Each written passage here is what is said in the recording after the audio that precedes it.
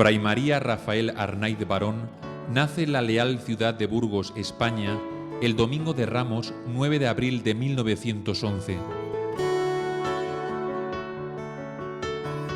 Recibió las aguas bautismales en la iglesia Santa Águeda, históricamente conocida por Santa Gadea, el 21 del mismo mes, viernes de la primera semana de Pascua. Fue el primer hijo de los 4 que tuvieron Rafael Arnaiz Sánchez de la Campa y Mercedes Barón.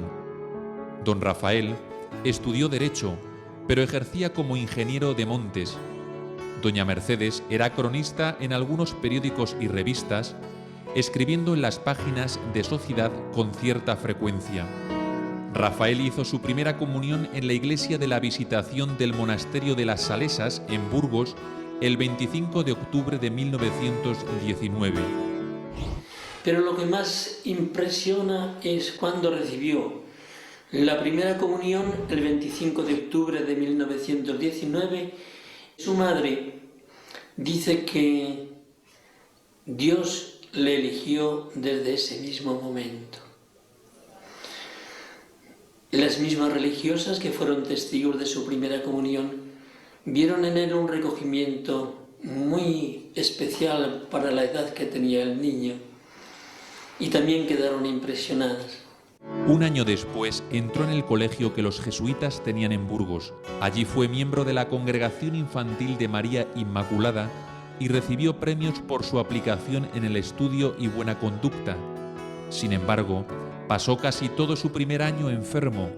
Cuando por fin se restableció completamente, su padre lo llevó al Pilar de Zaragoza para dar gracias a la Virgen por su curación. Al año siguiente, don Rafael Arnaiz Sánchez de la Campa, habiendo ascendido en el escalafón, se trasladó con su familia a Oviedo, estableciendo su residencia allí para siempre, aunque conservaría en el pueblo burgalés de Villasandino una casa solariega para pasar temporadas de solaz con su familia.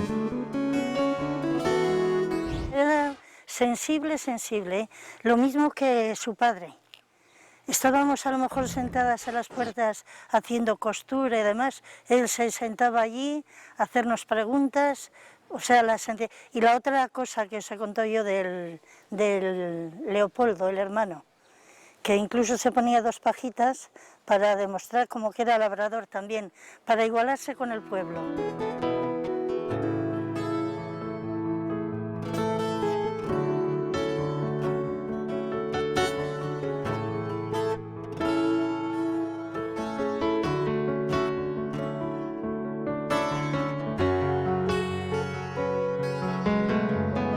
Y doña Mercedes, cuando había una tormenta, después de la tormenta, nos tocaba el piano.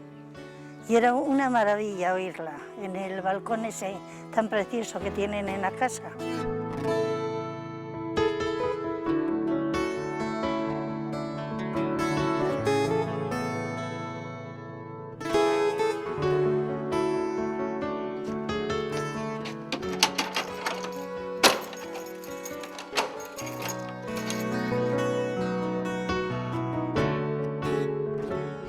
Yo cuando lo conocí, que fue más en invierno, porque es cuando ya marchó a la Trapa, me parece que fue a la Trapa, marchó de aquí el 15 de diciembre, cuando fue a la Trapa ya, pues para quedarse allí, para morir.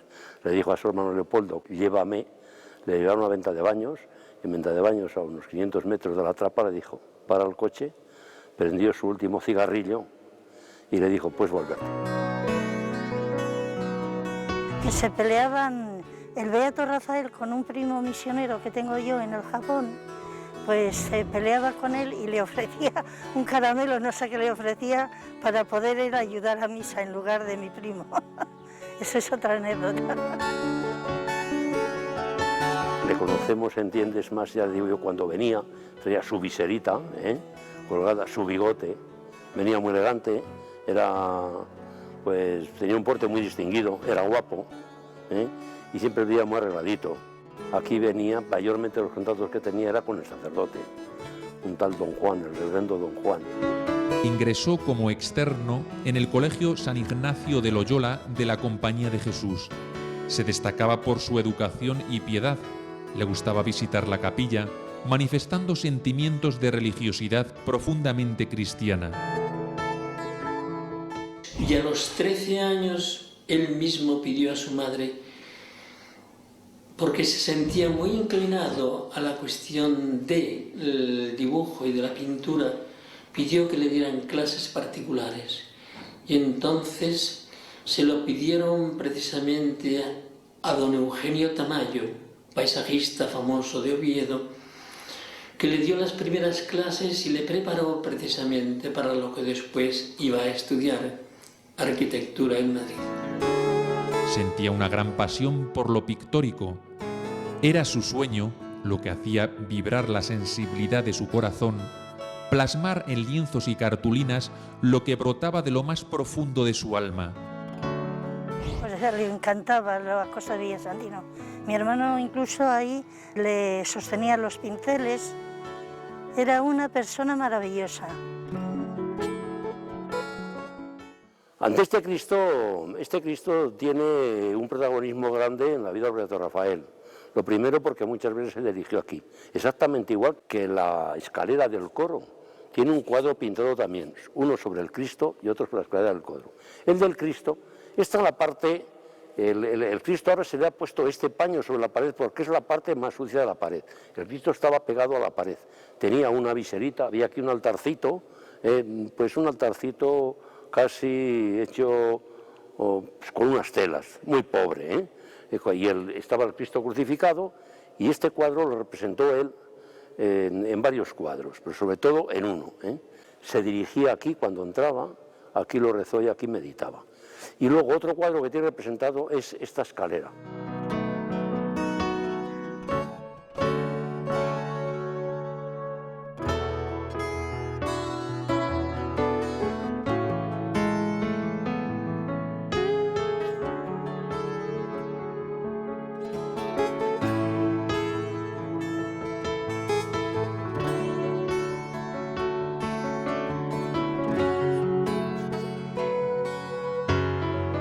En esta escalera se ha inspirado un trabajo también sobre la vida del Beato Rafael, los escalones de la vida, lo que cuesta subir a la escalera empinada y arriba a Dios, con la cruz arriba. Este cuadro está inspirado en esta escalera igual.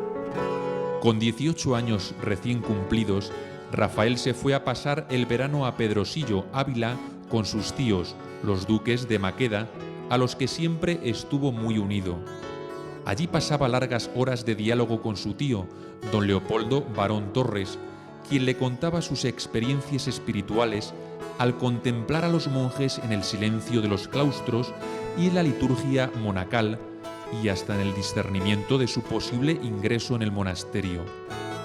Allí por vez primera, Rafael oyó hablar de la trapa. Su alma pura, con sensibilidad de artista, recibió aquellas imágenes de la vida consagrada con tal avidez que alcanzaron a herir lo más hondo de su espíritu. En el año 1929 terminó el bachillerato con la intención de estudiar arquitectura, carrera en la que mezclaría su pasión por el arte con la ciencia. Aprobadas las primeras asignaturas del difícil examen de admisión en la Escuela Superior de Arquitectura, se establece en la pensión del Callao, en el Palacio de la Prensa, en la Gran Vía de Madrid, y realiza una excursión por Castilla. Entre las anécdotas del Callao está la siguiente. Primeramente manda a sus padres el horario. Se levanta a las 6:30 de la mañana. Lo creáis o no lo creáis, dice a sus padres, pero lo cierto es que es así. Y luego después, entre las cosas que vive, es la piedad profunda de comulgar todos los días, porque dice, así me van mucho mejor las cosas. En octubre de 1930, Rafael, movido por las largas conversaciones con su querido tío Polín, duque de Maqueda, visita por primera vez el monasterio de San Isidro de Dueñas, conocido como La Trapa, bendita estancia que sembrará en él la semilla de la vocación monástica. Rafael, A diferencia del joven rico del Evangelio, lo dejará todo y seguirá la llamada de Jesús. Al llegar a Oviedo, le escribe a su tío: Llamé en la portería y salió un hermano muy caritativo al que le di la carta tuya. Me pasó a un cuartito que tenía en la portería donde el hermano portero estaba cosiendo en una ventana.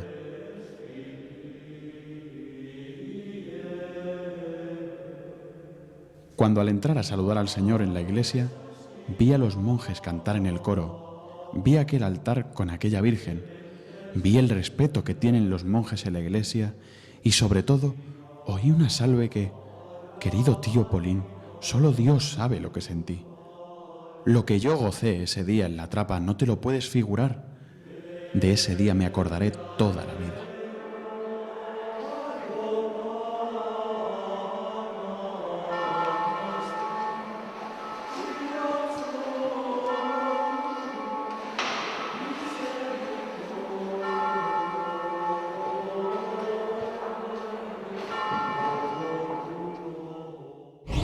Volvió a Madrid, siguió estudiando, las visitas a sus tíos cada vez eran más frecuentes.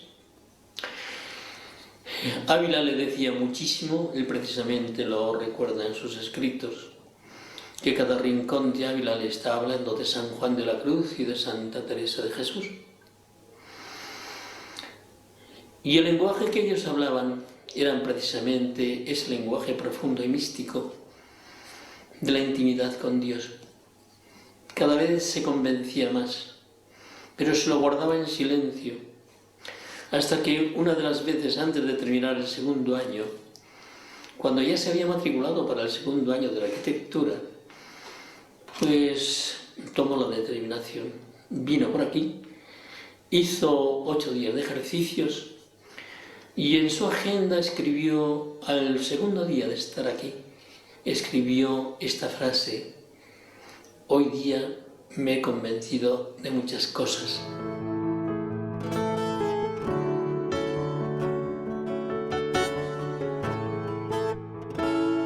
Se decide a escribir al reverendo padre Félix Alonso García, abad de la Trapa de San Isidro. Lo recibe en entrevista el reverendo padre Marcelo León, maestro de novicios, quien le declara que queda admitido como novicio. Dejó Rafael que pasaran las Navidades, Año Nuevo y Reyes, y en la tarde del 7 de enero, cuando su madre estaba sola, tocando el piano, Rafael se acercó a ella y le dijo todo en pocas palabras. Madre, Dios me llama.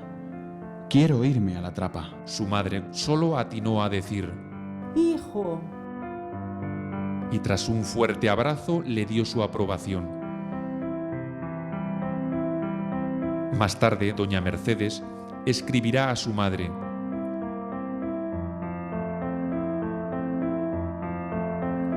Madre del alma, tú que eres madre, comprenderás la inmensidad de mis penas. Mi alma cristiana no se revela, acata y obedece y entrega a Dios ese tesoro tan querido. Pero mi corazón, que es humano, está desesperado, verdaderamente deshecho. Pero nosotros creemos que debe cumplir su vocación cuanto antes. Cuando Dios llama hay que acudir, aunque ello produzca desgarraduras terribles.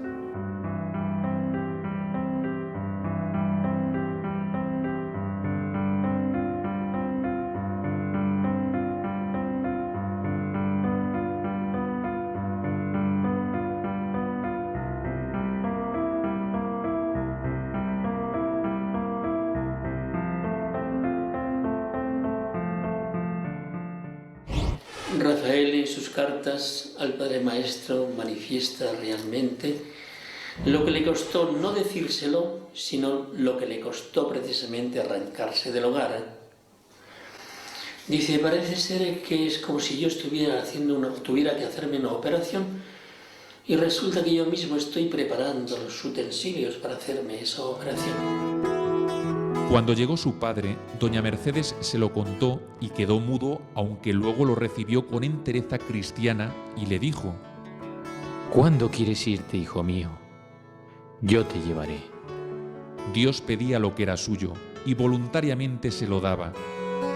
En las vísperas de su marcha a la trapa le escribe a su madre: El único consuelo que pueden tener las criaturas es recrearse en Dios.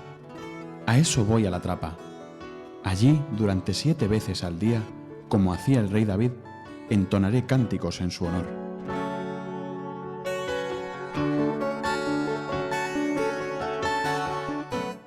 Llegó a la trapa exactamente el 15 de enero de 1934 y entró al día siguiente.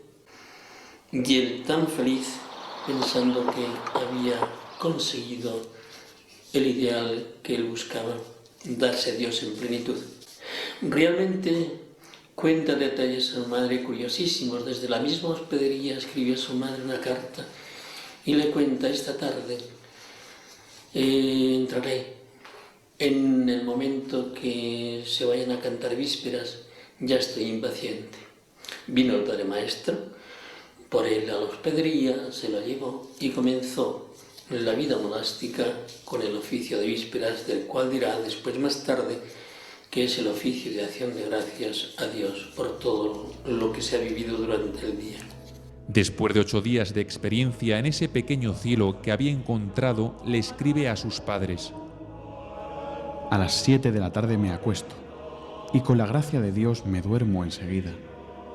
A la 1 me despierta un dolor de riñones, pues no es el colchón de pluma precisamente sobre lo que duermo. Cambio de postura y cuando ya parece que estoy otra vez dormido, ¡zas!, la campana, que me dice que son las 2 y que tengo que bajar a Maitines. No lo dudo ni un minuto, ni un segundo. Me pongo las zapatillas, pues duermo vestido, me lavo un poco la cara y con el pensamiento puesto en Dios y el corazón alegre, bajo las escaleras del noviciado a toda velocidad y entro en la iglesia donde mi Dios está en el tabernáculo, esperando a sus monjes para que empiecen a cantar sus alabanzas.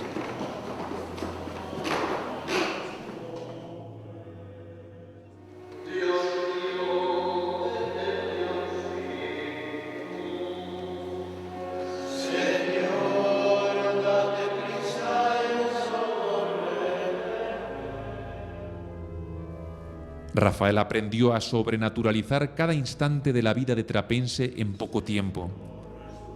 Ya sé pelar patatas con toda mi elegancia característica, y aquí todos barremos y nos ayudamos unos a otros en todo. Le pide a su madre: No dejéis de rezar el rosario, aunque yo no estoy. Ahora lo rezo yo solo, pero siempre lo hago como si estuviera con vosotros. Y yo creo que la Virgen recibe las oraciones vuestras y mías al mismo tiempo, aunque sean a distintas horas. Cuando hay fe, no existen distancias ni edades, ni padres ni hijos. No existe más que una cosa, que es Dios, a donde vamos todos a parar tarde o temprano.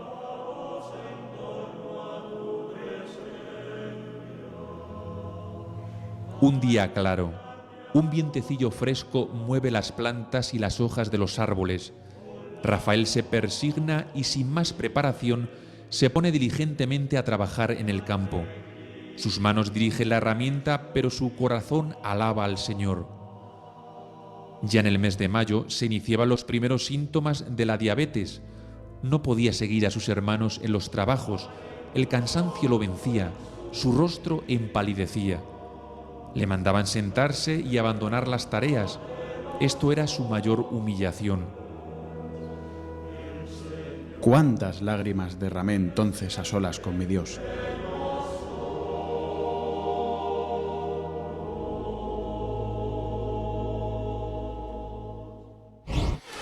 Vive feliz durante los primeros 4 meses. No ha ocurrido nada. Sigue la regla en todo momento. Él mismo dice: me he acoplado a la regla perfectamente. Pero en el mes de mayo se le declaró algo tan misterioso como una enfermedad, en lo que cabe, iba a decir, pues increíble en el sentido de que nadie de su familia la ha tenido.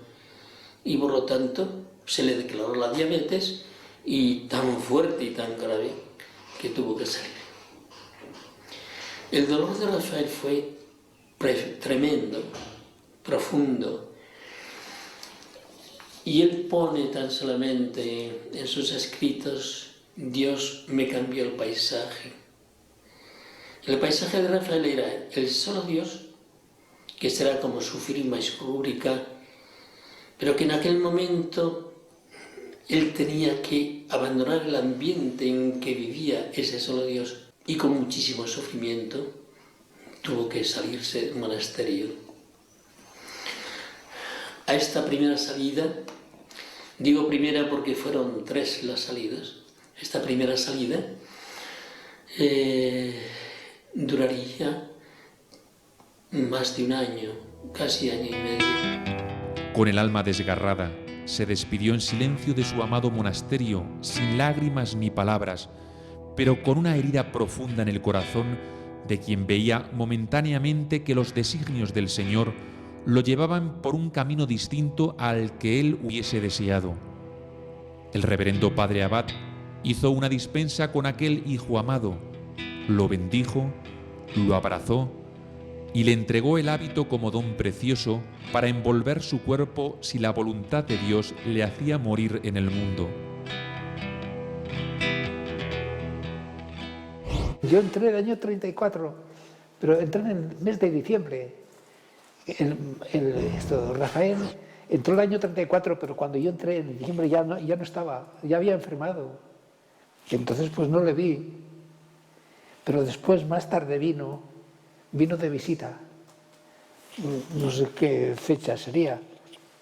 El año 34, no, más tarde. Vino una vez para visitar esto.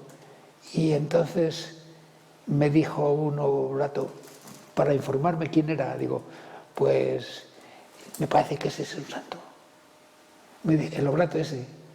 Un compañero, los oblatos sí hablábamos, nosotros hablábamos en el recreo. Y entonces me dijo eso, que me parece que eso tiene traza de ser santo. Eso me dijo.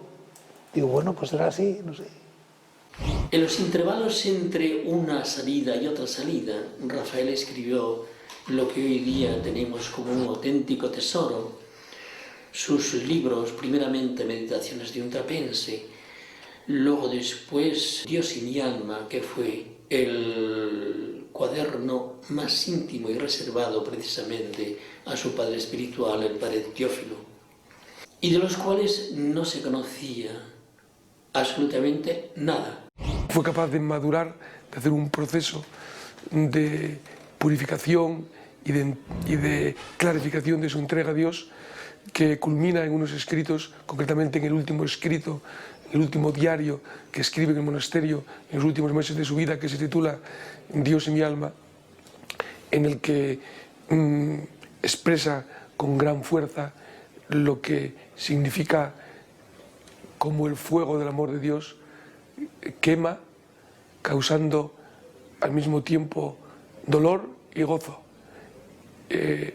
combate y paz. Es un escrito en el que podríamos decir que se refleja con el lenguaje de un joven del siglo XX el camino místico de un San Juan de la Cruz, o de una Teresa de Jesús, o de un Ignacio de Loyola.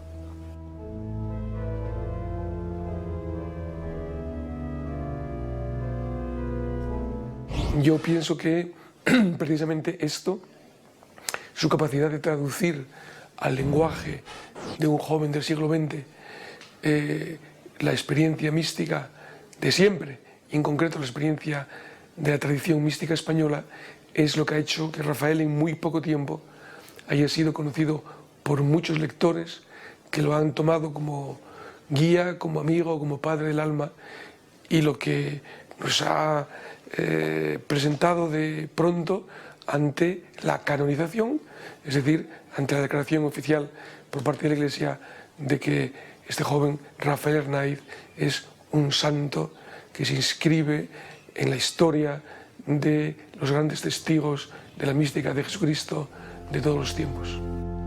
El reverendo padre Damián de la Orden del Císter nos cuenta: Era nuestro hermano a pesar de su finura para dibujar, escribir y hacer otras cosas, muy torpe para desempeñar ciertos oficios públicos en comunidad. Se le hacía muy difícil encender las velas en los grandes candelabros del altar mayor, y a veces se pasaba casi toda la salve tratando de encender las 2 luminarias a su madre querida del cielo. El padre maestro, para humillarlo, le echaba en cara su torpeza. Recuerdo una frase suya que me ha hecho pensar muchas veces. Decía él: me gustaría ser santo y que no lo supiese nadie, incluso que no lo supiese ni siquiera yo mismo, decía él, ¿no? La verdad es que Dios no le ha concedido ese deseo, no se lo ha concedido. Su santidad es conocida y cada vez más conocida en todo el mundo. Quizás él sí lo desconoció, pero esa frase del hermano Rafael es todo un reto para nosotros. Hacer las cosas sin pretender el aplauso de los hombres, pretendiendo únicamente y buscando la gloria de Dios. El 9 de octubre de 1935 le escribe al reverendo padre Félix Alonso, abad de San Isidro. Reverendo padre, llevo casi año y medio fuera de mi querida Trapa, y si viera, reverendo padre, qué grande es la obra de Dios en mí y cuánto le agradezco al Señor la prueba por la que me está haciendo pasar, cuántas lágrimas cuesta el llegar a besar la cruz. Primero se la pedimos. Cuando nos la da, lloramos, pero una vez que estamos en ella, qué felices nos sentimos al vernos junto a Cristo. Él, siendo un Dios, murió en ella por nosotros. Pues si nosotros de veras le amamos, la cruz debe y tiene que ser nuestra delicia. ¿No le parece? Hace un año le pregunté al padre Marcelo si sería posible algún día que yo, debido al régimen que tengo que seguir, pudiera ingresar de oblato. Me dijo que sí, y su reverencia me dijo que esperara. Vuelvo pues a pedir a la comunidad que admita a este pobre hombre que no quiere nada ni desea más que estar en la casa de Dios.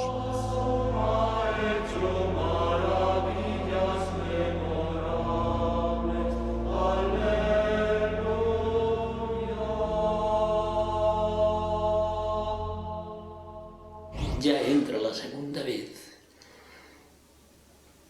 pero solo en la condición de oblato. Oblato, nuestra orden, es vivir en el último lugar, no en sentido de categorías, porque para Dios no existen categorías, y tal vez el último sea el primero, como dice Cristo en el Evangelio, sino sencillamente en sentido de que al no poder seguir en profundidad y totalmente las normas de la vida religiosa, de la vida regular, entonces tenía unas excepciones, como podía comer extraordinario, tenía que estar en la enfermería, podía asistir a los momentos, a los oficios que el padre abad dijera o le indicara, a los trabajos también más suaves en el sentido de no cansarse, pero él lo que quería es sencillamente vivir el ambiente cisterciense, el ambiente trapense, y lo consiguió. Sin embargo, después de unos cuantos meses volvió a agravarse la situación y tuvo que volver a salir.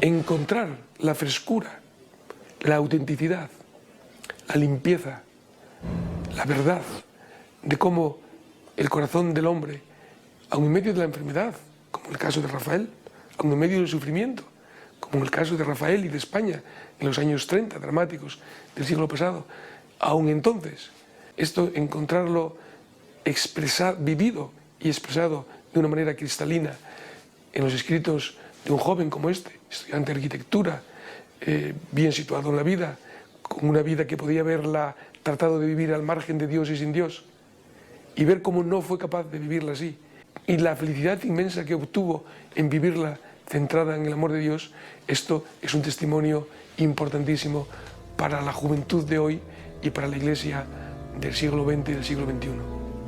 Por segunda vez viste el hábito del cister, pero ahora no entra como entonces. Ahora es un enfermo que necesita cuidados especiales y su aposento será en la enfermería del monasterio, en donde reza, come y trabaja. Hace unos años se detuvo en esta abadía un joven mundano, llena la cabeza de... Bueno, no sé lo que aquel hombre tenía en la cabeza. Pasó unos días hospedado entre estos buenos monjes y como era un enamorado de la música, del color y de todo lo que en sí llevara algo de arte, se impresionó profundamente al escuchar la salmodia en el coro. El arte le llegó al fondo, pero aún en eso externo no había visto a Dios. Hoy es diferente. Hoy ese trapense ya no le importan las campanas, ni los pájaros, ni el sol. Ahora ha visto, con la ayuda de María, que lo principal en una trapa es Dios. Todo pasa. El hombre envejece y por fin muere. He aquí la única verdad. Solo Dios permanece.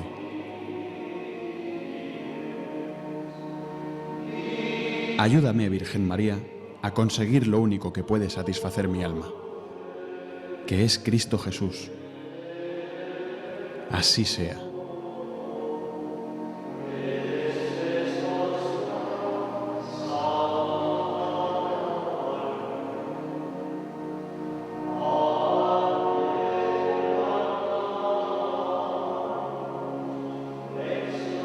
La Eucaristía, el rezo de las horas litúrgicas, el silencio, modelan la vida interior del monje trapense. La Santa Misa nos llama al coro. ¿Qué he de decir? Dios baja a consolar al hombre que aún vive en la tierra. Y para no asustar nuestra naturaleza, se presenta bajo la especie de pan y vino, para que le adoremos. Y los monjes, postrándose en tierra, también en silencio, le adoramos. ¡Qué grande es Dios!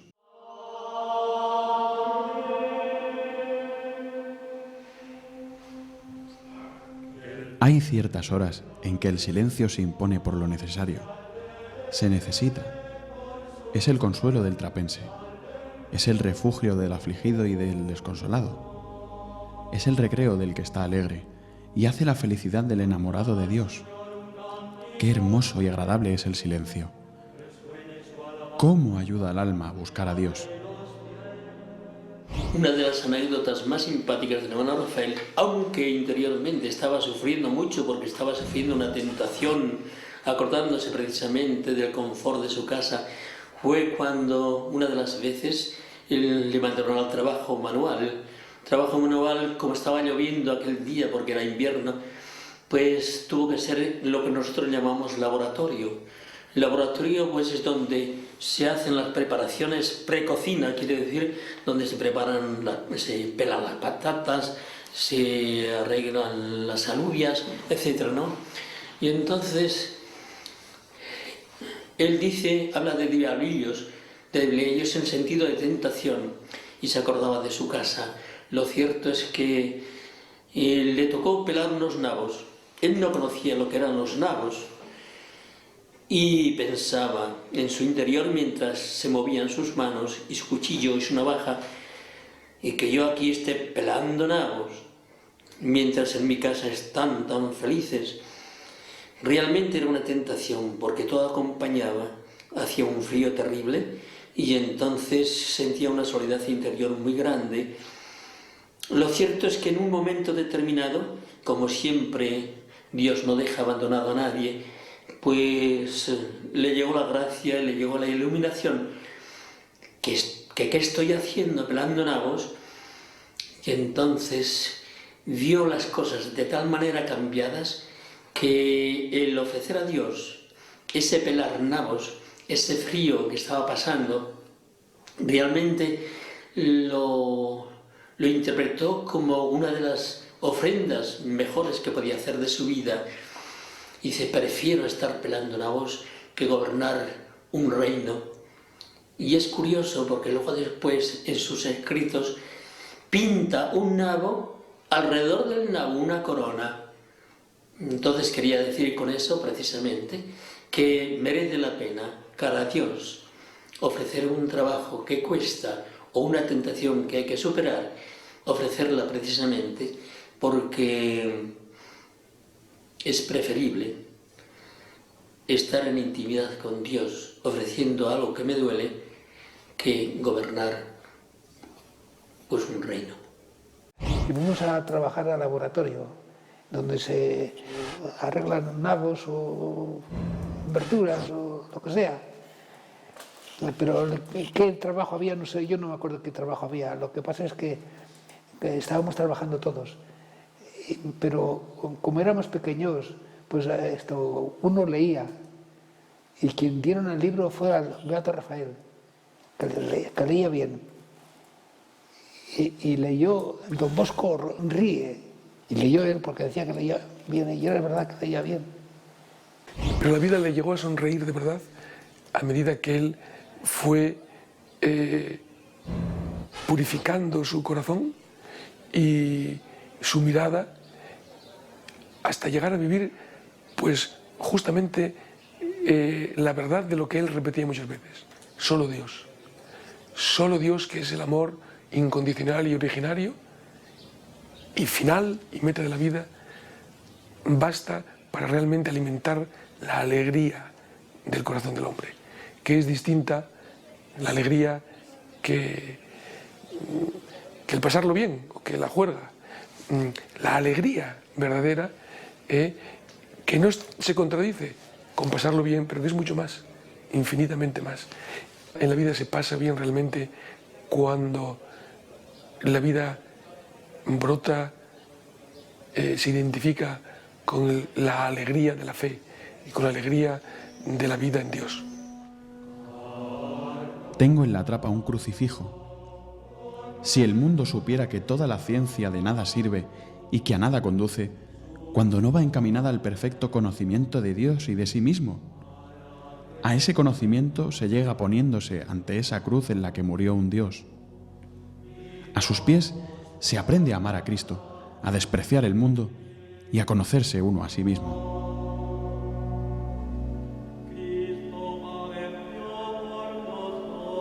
El hermano Rafael pasó gran parte de su vida monástica en la enfermería y allí largas horas meditando a través de los cristales de su ventana. Cuando yo era libre en el mundo, el asomarme entre los imponentes acantilados del Cantábrico y contemplar el ancho horizonte del mar me entusiasmaba. Veía las maravillas de Dios. Lo que hoy veo desde mi ventana es mucho mejor que el mar. Otras cosas veo desde mi ventana. No sé, no me importa. Son hierbas, árboles, se ve el cielo, se ve un pueblo. ¿Qué más da? Dios cortó mis alas.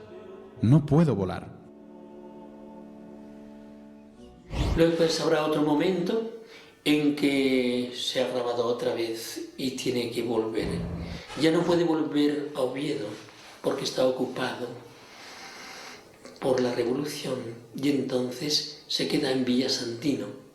Tiene 2 iglesias monumentales y aparte de eso un puente románico que él pintó, que Rafael pintó, y allí tenía sus padres una casa y una finca. Y allí pasó los últimos 9 meses que podía vivir en el mundo.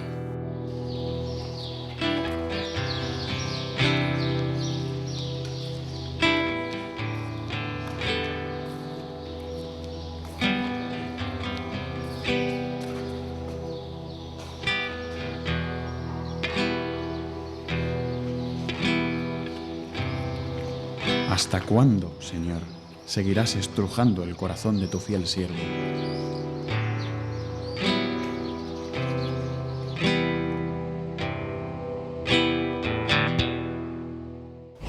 Era un monje más. Y no había nada llamativo, tan solamente lo llamativo eran esas entradas y salidas, ese sufrimiento, esas despedidas, que realmente impresionaban porque era un hombre muy afable, muy cercano, muy simpático, y entonces cada vez que tenía que marcharse siempre los compañeros lo sentían muchísimo.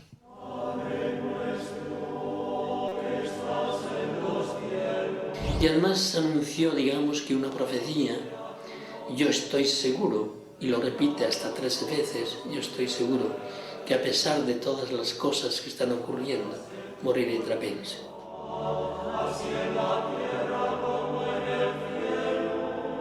Finalizaba el año 1937. Abandona su casa por última vez. Fue la despedida más fuerte que él vivió. Tan es así que dice en sus escritos que realmente si no hubiera sido con la ayuda de Dios no hubiera podido hacerlo. Él sabía muy bien la que venía, sabía muy bien que no estaba sano. La enfermedad de diabetes no tenía cura, y menos en aquel tiempo, y tampoco se habían descubierto precisamente los secretos como para poder llevar un régimen que lo pudiera alentar. El 16 de diciembre, al día siguiente de su última entrada en la trapa y por consejo de su confesor, Fray María Teófilo, comienza el hermano Rafael a escribir sus últimos pensamientos. El libro más profundo, más interesante, más a lo divino que ha podido escribir. Solo pido a Dios que me vistan la cogulla cisterciense para morirme. El padre Abad le apreciaba muchísimo a don Félix Alonso y García, el que le recibió, determinó darle la cogulla. Exactamente 10 días antes de morir. Entonces los votos los vivía íntimamente.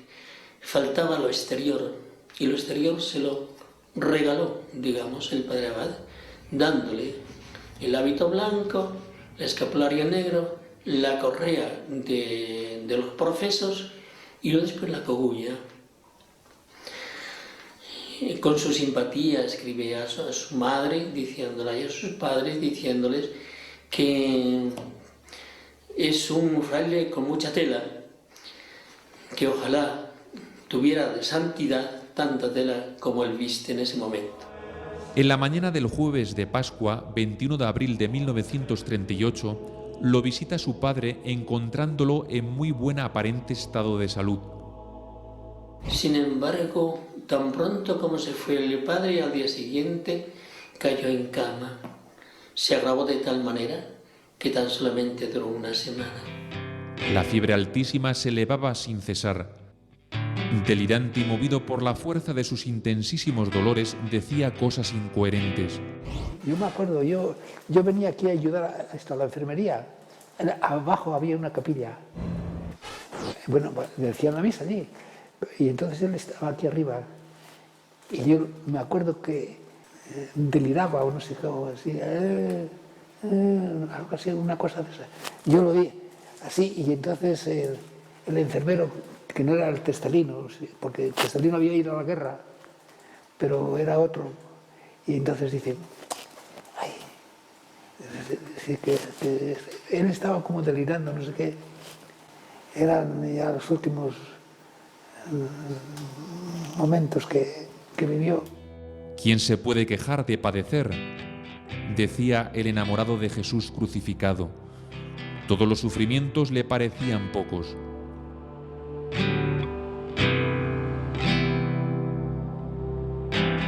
Con gran esfuerzo se levantó de su cama. Se hallaba muy debilitado en sus fuerzas físicas. La altísima fiebre empeoraba aún más su estado. Apoyándose en las paredes, llegó hasta un grifo de agua fría. La sed abrasadora le consumía. Apoyó sus labios ardientes en el frío metal, pero no bebió. «Tengo sed», fueron las divinas palabras de Jesús en la cruz. El hermano Rafael quiso morir con sed como murió Jesús.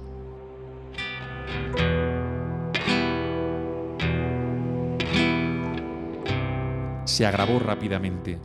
Su estado era alarmante y desesperado. En la madrugada del lunes 25 de abril recibe la Santa Extremaunción. Perdió la facultad de hablar y no comprendía lo que le decían.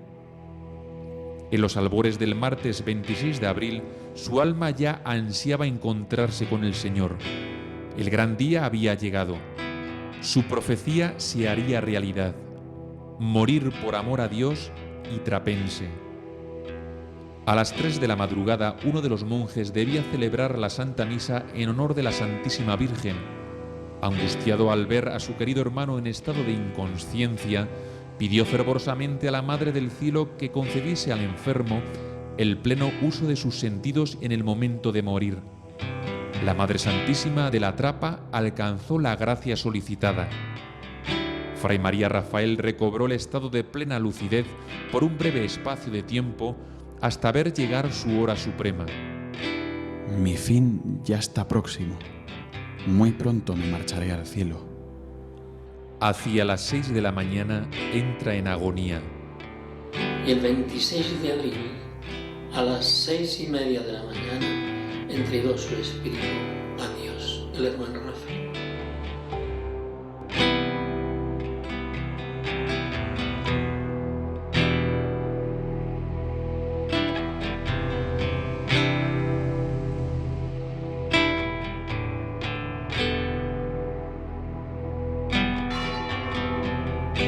El artista divino dio su última pincelada al pintor, al poeta, al santo, despojándolo de todo, haciendo vida en Fray Rafael el anhelo más profundo de su corazón desde que sintió la llamada divina. Solo Dios, solo Dios, solo Dios.